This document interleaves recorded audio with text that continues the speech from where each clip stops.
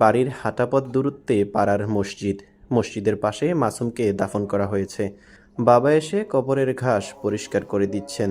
বাড়িতে গেলে এই প্রতিবেদককে দেখে মা হোসনে আরা বেগম ছেলের কথা বলতে গিয়ে কান্নায় ভেঙে পড়েন।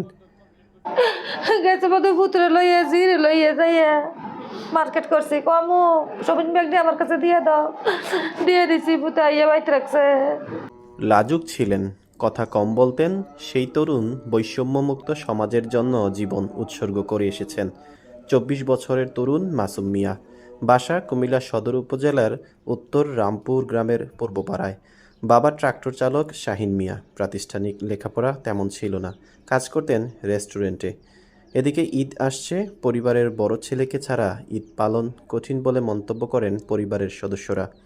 তার মা ভাত গেছে, কাম্মু ভাত নি পারো, ভাত বাইরে না দেরি গেছে, আমি আমি আজকে দোকানে যাই কাম্মু, এটা করে হতে চলে গেছে।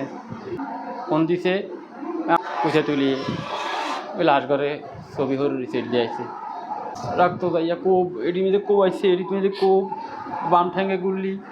গত ৪ আগস্ট কুমিল্লা কোতবাড়ি বিশ্ব রোডে বৈষম্য বিরোধী আন্দোলনের সময় তাকে গুলি ও কুপিয়ে হত্যা করা হয়েছে। তাকে বেয়ারিশ হিসেবে দাফন করা হয়। ৮ আগস্ট পরিবার তার খোঁজ পায়। তার লাশ তুলে এনে গ্রামে পুনরায় দাফন করা হয়।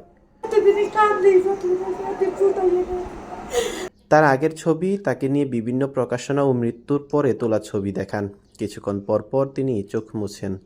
ছেলের গত ঈদে কেনা শার্ট জড়িয়ে কাঁদছেন, আর শার্ট থেকে ছেলের গায়ের ঘ্রাণ শুকে নিজেকে সান্ত্বনা দিচ্ছেন।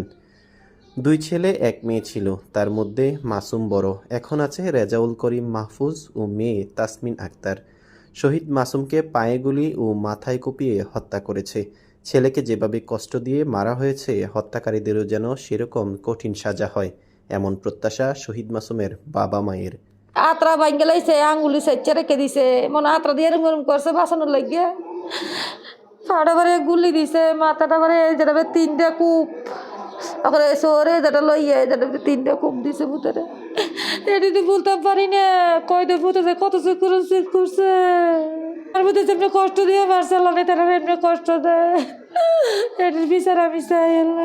ঘুরতে গেলে দেখি পাশে বাই নাই, তখন রাতও ঘুমাতে পারি না, মানে সব সময় রাত্রের বেলা ঘুমাতে গেলে মনে পড়ে, তখন মোবাইল থেকে বার করে ছবিটা দেখলে মানে নিজে নিজে চোখের পানি চলে আসে, মানে কান্নাকাটি করি, অনেকক্ষণ ধরে কান্নাকাটি করে তারপর ঘুমাই নাই।